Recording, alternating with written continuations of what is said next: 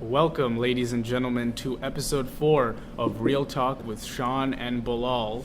And we're still in getting us up to speed talking about the latest past developments in U.S. politics.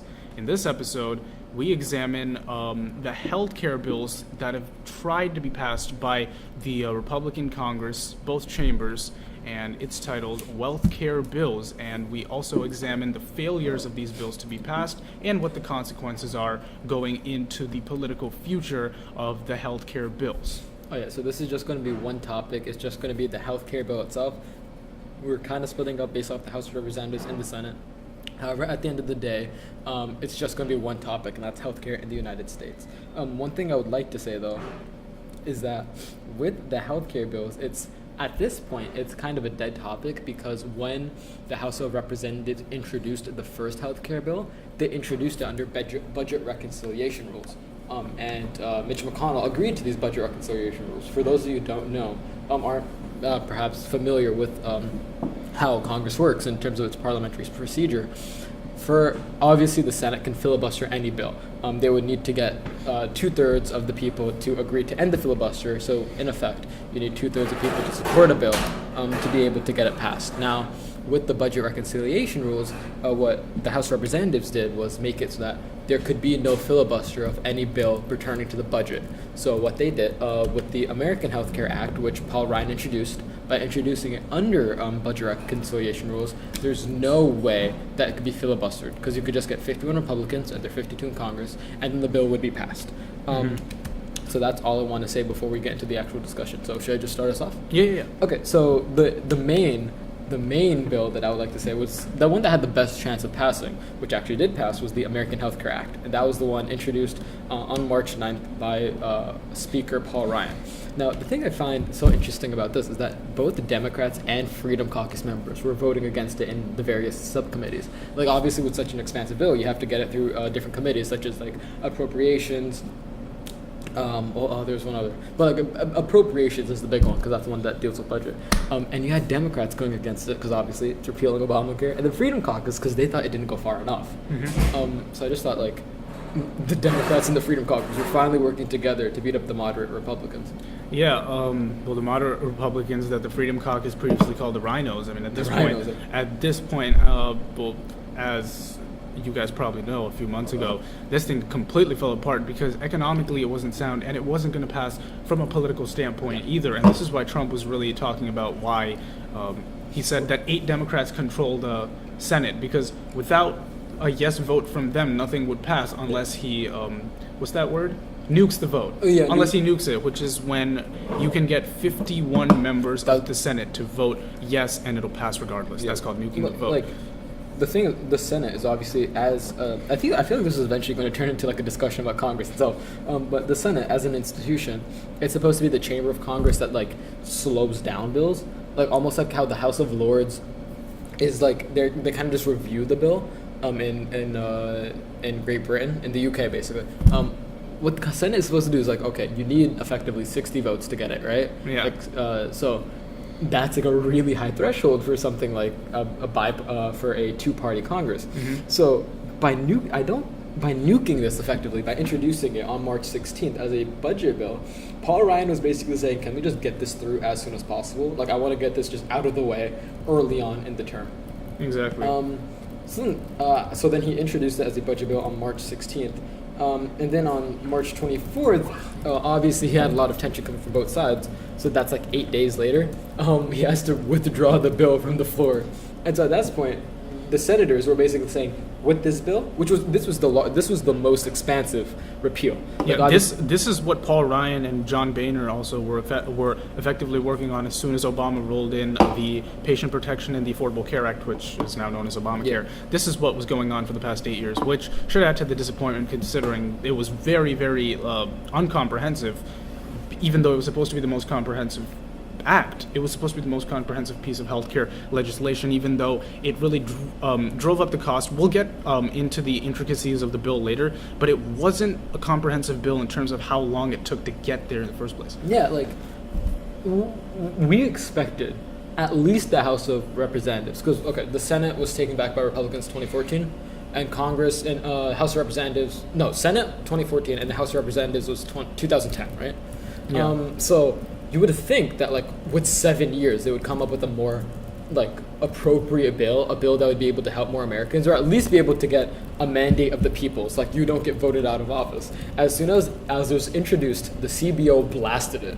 The Congressional Budget Office was like, "Ha, you thought? How about no?" Exactly. They said almost 22 million people within the next 10 to 15 years would be uninsured. 22 million people would be uninsured. Premiums would go up. Coverage would be like on par, if not worse, for some people. Yeah. But the one thing, my parents were actually in favor of this bill because they're kind of in that weird area. My father, God bless him, has his own business, so he would not have to pay that tax anymore. Like he wouldn't have to like pay for the insurance of his employees. And on top of that, that like weird tax bracket where like you make too much money to be able to get any care, but you don't make enough money to be able to like actually afford it. Yeah. He's kind of in that band. So with Obamacare, my parents had been struggling economically, but they actually favored this. So just to add that in, like there were for some people there were some pros for the American Health Care Act. Some of the main things that the American Health Care Act did, like the highlights of the bill effectively, the first thing that it did that Bilal touched upon was it removed the individual and the employer mandate. It basically repealed that mandate, which basically stated that if you were an individual that wasn't sick, that didn't go to your doctor, didn't give too many co-pays, and didn't require the amount of insurance needed that a sick person or a person with pre-existing conditions required, then you'd still have to pay the full price required to stay in the Obamacare market.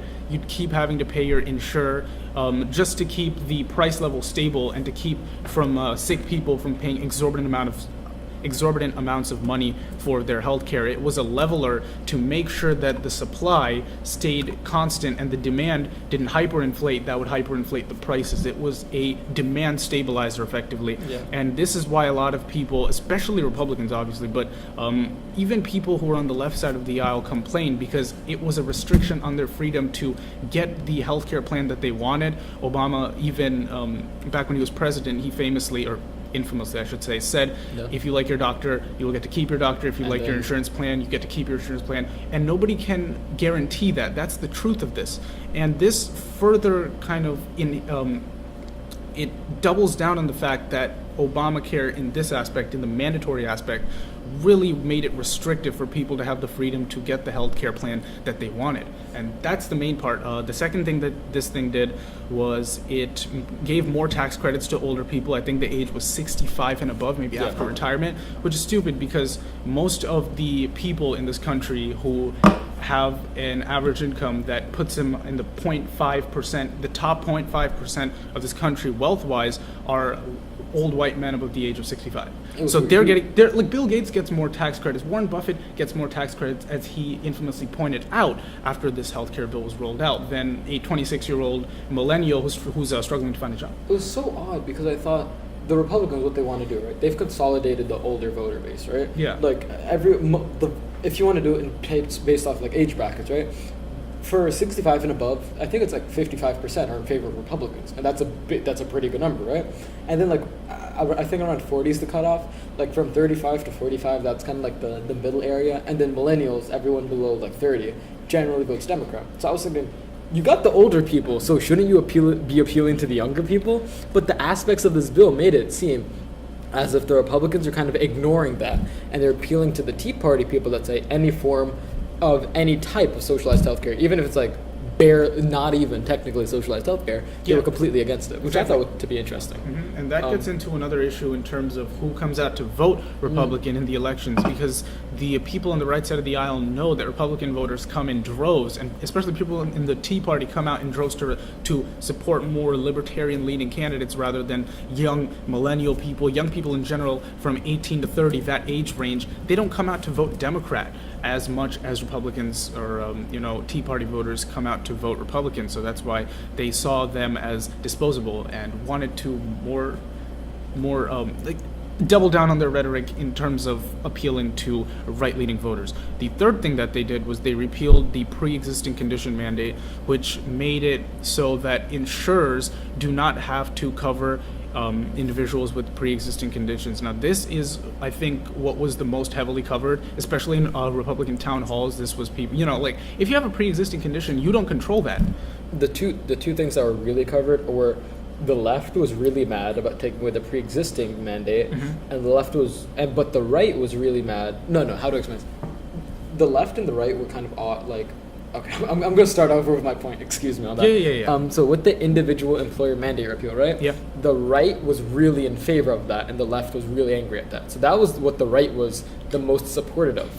What the left was the most offended by, I think, was the pre-existing condition mandate, because that was a really important part of Obama, and like the people that support Obama the most are the people that like have pre-existing conditions and they need the coverage, and it's heavily subsidized by Obamacare. Yeah. So now you have. And it's not just like the idea of it. Now people are actually getting into the specifics of it. So like, in the reason the Tea Party was so effective was you don't need to come up with like the specific policies, because it's a massive overhaul instead of a small budget bill. What you're able to do is just say Obamacare, socialized healthcare, en masse and large is bad. But this specifically, people were able to defend it because now they have specifics. It's not just they like Obamacare, they don't like Obamacare, but they like the employer mandates. They like the birth control coverage. They like the pre-existing conditions. They like that children up to 26 can go on their parents' insurance. So the left finally had some points that they could defend, and the right kind of lost that battle, because fundamentally more people liked the fact that you could have the insurance was better under Obamacare. Exactly. Not perfect, but better. But better, yeah. I think the right was most happy about the last 2 points that we mentioned. Yeah. The AHA basically removed the mandate of birth control coverage that was covered under the ACA, and the ACA required coverage of children 26 and up on their parents' insurance. Yeah. It removed that mandate as well, and this was basically a way to pander to Republicans in saying that these millennial lazy people aren't going to have to they're not going to leech off of public dollars. They're not going to leech off of people who are older than them, that their parents. They have to now get off their butts and start working themselves. This is a way to appeal to the more libertarian base in Trump's Republican base in general. And I think it was very smart. And it didn't have that much of a fallback because it wasn't that heavily covered by the media. So it kind of went under the radar as compared to the other points that we talked about. I mean, because this is a perfect Republican move. He's basically doing what Reagan did. Like Nixon, what he tried to do was appeal to moderates by going left, ignoring social issues, which were still kind of a murky area. Yeah. In terms of with the civil rights bill and stuff, ignoring that because that's a different topic completely. But in terms of economically, politically, Nixon kind of supported the EPA. He supported stuff like Social Security, Medicare, Medicaid. His support of that took him towards the center, but then he lost. And then you had Jimmy Carter. So with the revolution of 1980 with Reagan, what Reagan had was consolidating control of the libertarian branch. So that's really what Trump is doing, which I think to be quite smart, or at least Paul Ryan is doing. They're getting the people. They know that the libertarian base is what they need to appeal to. They need to take them away. Stop getting them to vote for third parties. Stop getting them to vote for populists. You need to make that as part of the main brand of republicanism, and I think that's exactly what the bill achieved. Exactly, libertarian and evangelical, and that's where the birth control coverage part comes under, because abortion, birth control, these are things that are really looked down upon by Republicans, the evangelical Republican base. So the fact that he removed the mandate for birth control coverage made a lot of people who used the none argument, non-taxpayer money to fund people who wanted to get abortions or wanted to get birth control to prevent the natural order of what comes out of someone's womb. To be honest, I kind of support Republicans on that. I feel like birth control is such an odd topic. I feel like in terms of a health care bill, that shouldn't be included. Things like Planned Parenthood, that's far more health care related. Exactly, that's your own negligence that people are going to have to spend their hard-earned tax dollars to fund. Yeah, that's up to you. That's not up to the taxpayers to fund. If there's a part of healthcare that funded Planned Parenthood, which tangentially funded birth control, fine, I get that, because Planned Parenthood involves a lot more. It's women's health specifically, but having an explicit clause that's okay, birth control, there's a mandate for that, employers have to provide it, or at least provide some sort of insurance for that. I was come on, that's so unnecessary. That's one of the things with the bill, right? That's one of the things you put in, the ridiculous clauses that you're then supposed to remove from the final draft. And I feel it got left in, and then Republicans were let's bounce on this, let's destroy that. And then it bounced back apparently because Democrats came out and forced to support this bill. Exactly. I mean, that's what happens when you don't allow for any amendments in the House. I mean, if they didn't allow any amendments, I think Obamacare... 2010? In 2010? No, I'm talking Oh, about with this the- one. oh, okay, sorry. In 2009, I think that's when the ACA was passed, right? It no, was- 2010, 13 months after he was elected. Yeah, 2009 was the bailout. 2010 was the Affordable Care Act. Yes, 2010. That was when I think, when Obamacare was passed, there was about 187, I believe it was, Republican amendments. This thing had zero, a solid zero, nothing. Freaking, it was terrible. It was completely exclusionary. It was divisive. You know what my thing is? Here's the thing. Obama knew that when you're passing the bill, Yeah. Obamacare got not a single Republican vote. The bailout, 0 Republican votes. Obamacare, 0 Republican votes. Yeah, Harry Reid did the same thing that Speaker Ryan wanted to do in He the just Senate. consolidated everyone. Yeah, he made it into an appropriations bill in order to give it a simple majority vote, and He just got it through. He just forced it through. he tried to force it through, and he just removed it because he knew he wouldn't get the votes. You said there were so many amendments on the Affordable Care Act. Right? 187, I think it was. You know what I think? Yeah. Why didn't? If Obama knew that you're not going to get any of these, right? Yeah. I would have removed the bill, so the amendments are null. Then reintroduced the bill the next day, which is parliamentary procedure that technically allows it. So Technically. dude, it's like You gotta look through the loopholes, man. Have you seen House of Cards? Some episodes. Dude, no. there's this one episode in season 2. Spoilers.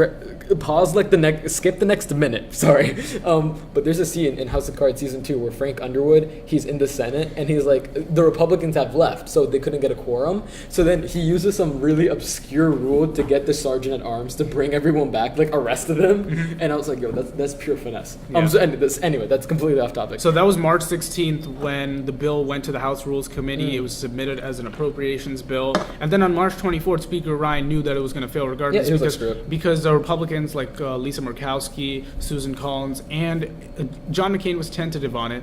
They said that it was going to be very hard to support what they called Obamacare light. Rand Paul was one of the people that was on that bandwagon as well. That was March 24th. And then from May to June, there was a conflict between the House Republicans, and the Freedom Caucus, who were on one side, and the Senate, and President Trump as well. He got into the crossfire of that debate between those two groups.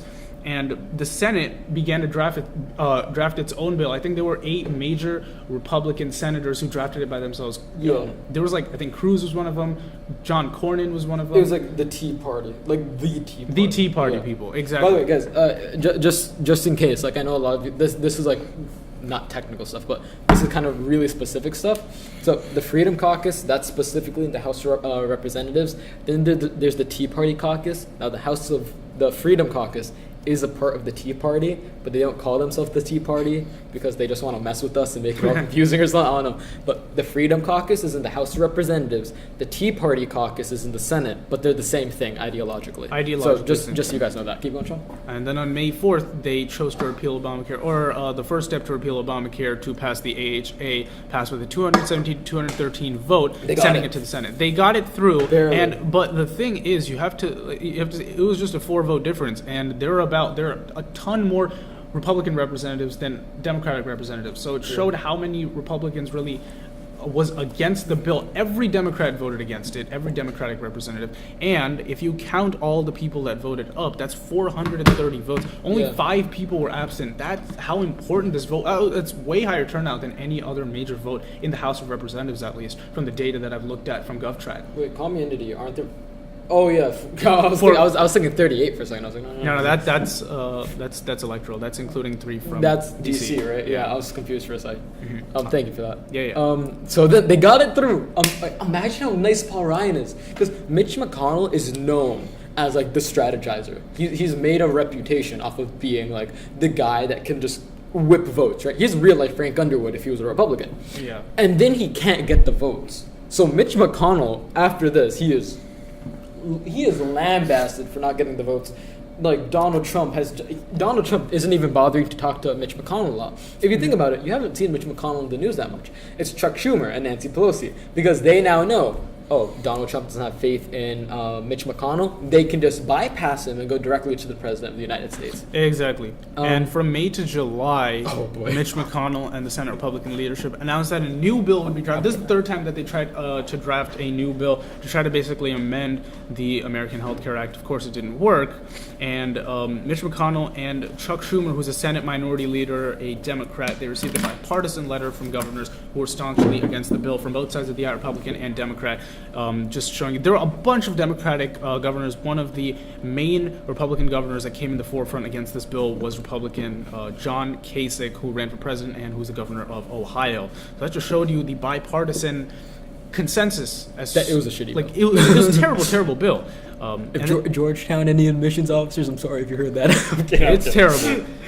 And a month and 2 days later, on July 18th, Senator Mike Lee and Jerry Moran defected, leaving the Senate Republicans without a majority. That was the breaking point. That was the breaking point. That's when they basically saw that there was no way out for this bill. Because in the House of Representatives, right, you have 435 people. So people are not going to be, like, they know, oh, if I defect, it's not going to be a symbolic move. It's going to be a dumb move. The party is just going to not fund my next election. They're going to primary out of the party. The bill failed in the Senate, despite Mike Pence being there to break a potential tie. It failed 43 to 57. It wasn't even close. It wasn't even close. I mean, Mike Pence just showed up ruining his sexy time with his wife at that point. Just to give you guys a perspective of how not close that is, only 3 more votes, and you would have a super majority.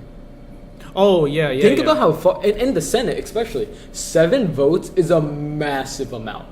It's ridiculous.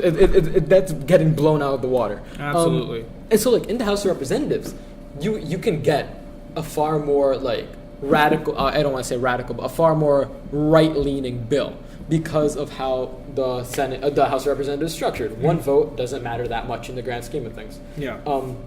But in the Senate, every vote is 1%. And that's a massive amount. You get a block of 5 people that can destroy a bill instantly.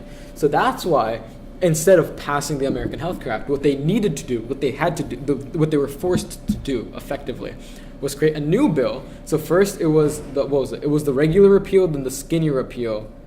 No, regular, then partial, then skinny. Skinny was the last one. That was the one that, like, he got destroyed on. So 57 votes against this regular repeal.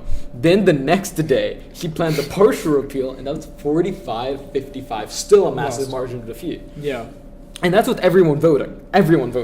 Then July 27th, 28th, he introduces it, like, at a random time in the middle of the day. That was the last one that was the last straw for Democrats, and it was the last straw for moderate Republicans like Senator McCain, who just saw at that point that the Republicans were trying to pass something through for the sake of something getting passed through under the first few months of the Trump presidency. They didn't care how shitty it was. They didn't care what the contents of the bill were. They wanted to get it passed because they wanted it to be on their kind of effective agenda for next year, that we got this done, our plan for next year is this, and that. But, you know, in they trying to get out of the way. Yeah, exactly. They wanted it to get out of the way because they've just been repealing every Obamacare agenda policy for the past. Sorry about that, ladies and gentlemen. We were on a break for a few minutes, and we are talking about the skinny repeal, which was basically seen as the last straw by the Republicans. And the skinny repeal voting, it came really close. It came down to a last-person vote. It was 50 to 49, I believe it was.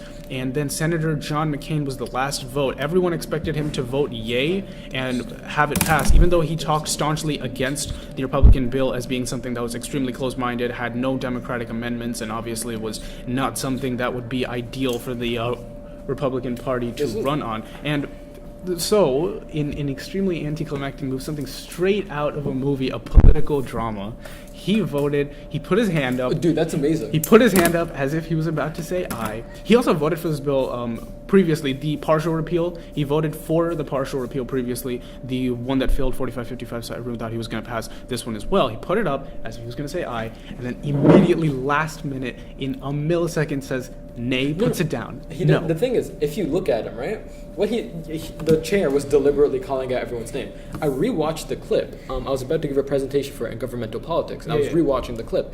If you look at the clip, the dais, he's calling out each name, as you do in a roll call vote, right? Yeah. He's calling like blah, blah, blah, blah, blah, blah, blah, blah, and looking at the votes. McCain was like, he didn't want, because McConnell was right there, like, laughing his butt off. He said he walked up and he got the attention of the chair. He's not about to vote. He's just like, I'm over here. The chair looks at him. The chair then nods at McCain. He's like, okay, what's your vote? And McCain then does the thumbs up and he just walks away like a boss. He just walks away. And I think Senator Bernie Sanders and Senator Warren, they applauded him. And like 2 people gasped. I think that's how the gasp is. I'm gonna pull up the clip. Hopefully you guys can hear. But like, it's amazing because Bernie Sanders, he's laughing. He's having a great time.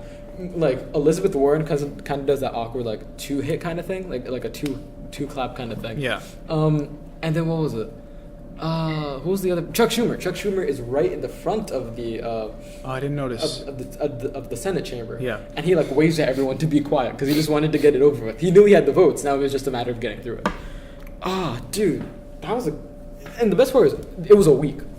For the Senate, for the House of Representatives, it was like a month drawn out process. Like they introduced it originally in March, and they passed the final version of it in like June. No, not June.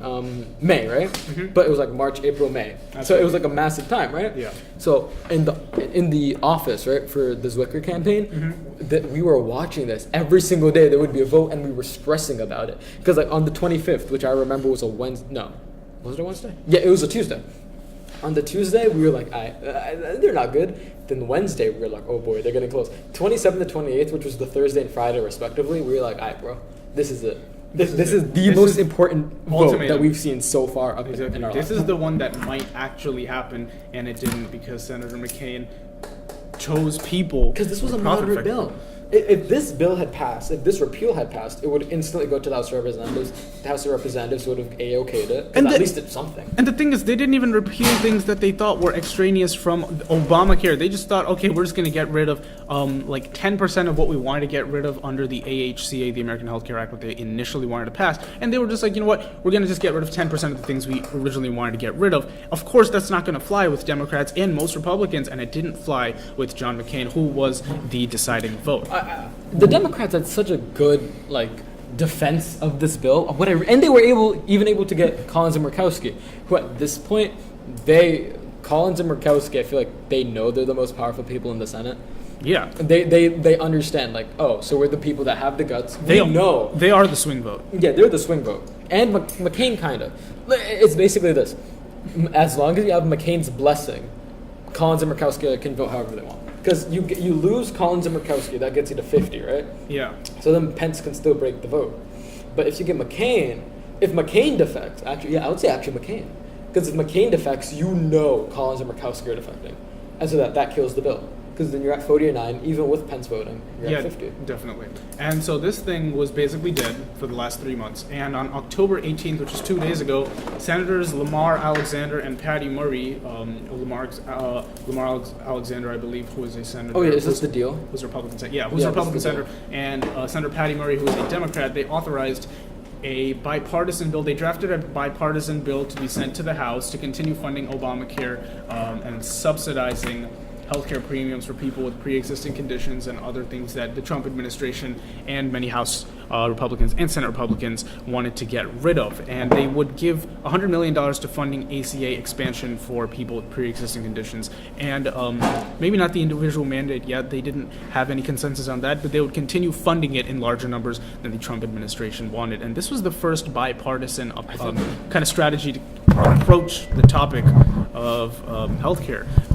For the first time, at this point, it was only Republicans, 0 Democratic amendments. They weren't even allowed to amend it. They weren't even allowed to talk about it. If they even criticized it, they were seen as snowflakes at this point. This is a good move. It's content-wise not very different. I talked about this on the previous short that we uploaded. But content-wise, it's not much of a difference from what Obamacare really is. It's just continuing to fund it. What they did was they made it easier for states to obtain waivers to amend their ACA policies that best fits their state rather than having a federal kind of central policy that the ACA was based off of. So those waivers made it easier to obtain those waivers. I get it. Okay, for the record, the average for Obamacare, right? I think this was published on December 16th of 2016, Reason.com. I'm just getting a rough number right off of Google, just so we can quote for the discussion. So it says, the government will spend, regarding healthcare and Obamacare subsidies specifically, because subsidies are the most important part. Mm-hmm. They will spend nearly $10 billion more this year, rising about $32.8 billion in 2016 to, in 2017, being $42.6 billion. So $100 million is a lot, but it's not. When it comes to healthcare, it's not. The percentage of the percentage of GDP that the United States spends on healthcare is not even that wouldn't even make a dent in it.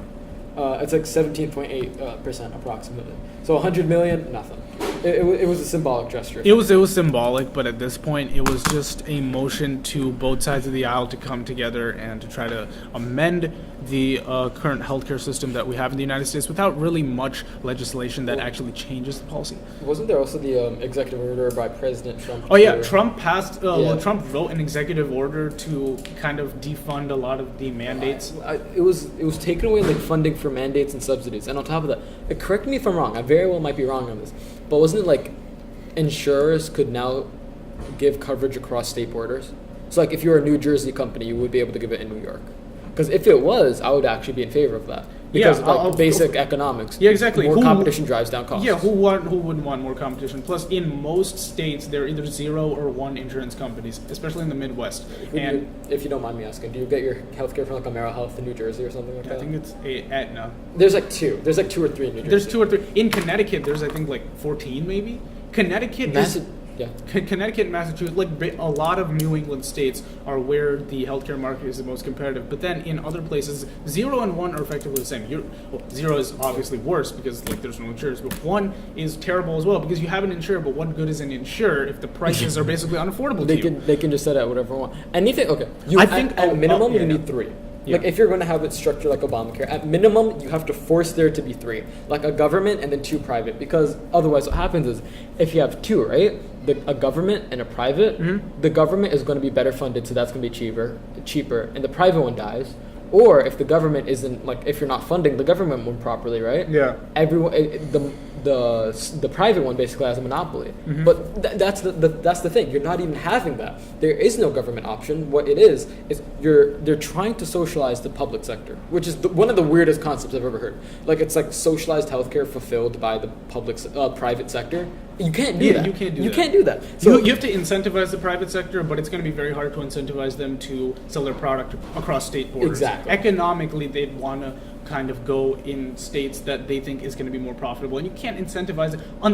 You have to cut their taxes by almost 80% in order for that to happen. If you have a company, right, that's like registered in New Jersey, and suddenly they can only sell in New Jersey, any other company they just got screwed out of luck. Some states just have a better healthcare market than other states. Massachusetts, Mitt Romney care, that was amazing. Yeah. Like if it came to 2012, I probably would have voted for Mitt Romney.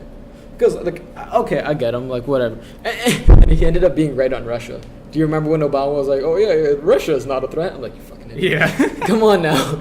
Now you're mad. You're mad. Exactly. Now. And now Russia's a completely different monster. But at this point, I mean, let's it's not even talk about Russia. That's something that we should put behind. That's like a 5-hour episode. But really myopic stuff from the president. But that's all I have to say about that. Do you want to talk about like the passage of Obamacare back in like 2010? And 2009. Before that, I think we missed one crucial detail about the healthcare crisis. Between the 3 months between the Skinny repeal failure and the Lamar Alexander and Patty Murray bipartisan bill. By the way, that bill, Speaker Ryan said he has no intentions of passing on to the Senate. He's not going to pass it. So that's that. And between that, there was a Graham Cassidy bill in which they wanted. Yeah, that was an absolute joke. I think most of you may have heard of that from the whole Jimmy Kimmel Graham Cassidy he kind got of torn fiasco. Apart. Yeah, because what the main thing was, I think they removed the mandates, but that's like all Republican amendments, and then they wanted block grant state funding. They give a set amount of money to each state for them to allocate to the healthcare sector, and that one because most Midwest states would lose out on funds. Texas would significantly increase. New Jersey, New York, California especially, even Florida, these states that usually tend to lean liberal, maybe not Florida as much, but California, New York, New Jersey, a lot of New England, they would lose out heavily in the healthcare sector if this block grant state funding was implemented. And this just further divides the voters between party lines. Like, what even were you doing, my man? This was absolutely... I have no idea. And there was a CNN debate. The panel was one Democrat from Minnesota and Bernie Sanders versus, I think it was... Yeah, versus Graham and Cassidy. Bernie Sanders tore in the court. It was pretty... Yeah, and the battle was basically between Bernie Sanders, who was an advocate for single-payer health care, which was going to be a tough transition from where we are now. But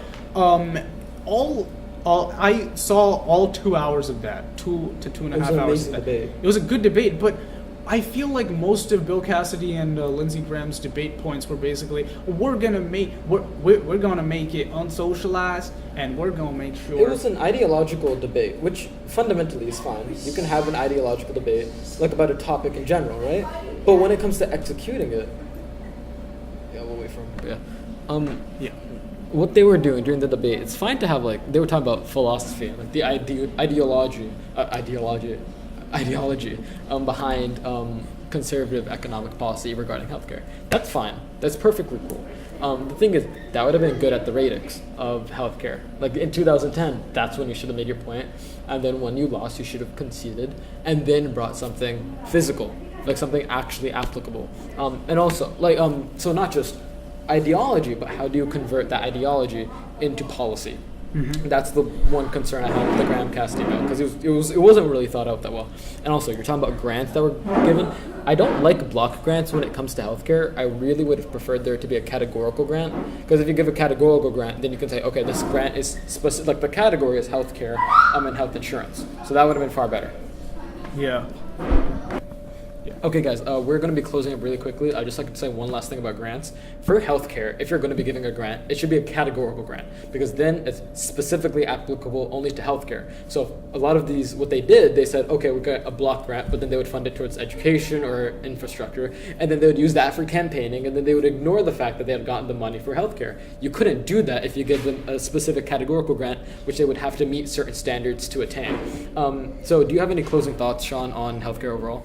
Well, don't do stupid things. Don't do stupid things. I don't understand. Like, I don't know how best to fit. Oh, well, one main theme that we're basically touching upon when it comes to the Republican healthcare amendments. Yeah, so it's basically you have to let the people on the other side of the aisle present their arguments for and against the bill, especially in this case where there were 0 Democratic amendments to each of the plans, to each of the repeal plans and each of the replacing plans that led up to the whole healthcare fiasco for the Republicans. The close-mindedness basically leads to myopia, and it basically leads to failure to enact any sort of legislation in the first place. I can only agree with Sean on that. When America succeeds is when America talks. There was no discussion here, so the healthcare failed. Same thing with Obamacare. Obamacare has been an overall failure economically, politically, because there was no discussion. It was passed only with Democratic votes. So if you want healthcare to succeed in America, it can't be a one-way conversation. It can't just be Bernie Sanders. It can't just be Chuck Schumer. It can't just be Senator McConnell. It can't be Paul Ryan. You need everyone to work together, and that's when we're finally going to have the general welfare succeeded with social health care. So with that said, I want to thank you guys for listening. This has been Shan and Bilal's Real Talk. Take care Thank of you guys. yourself.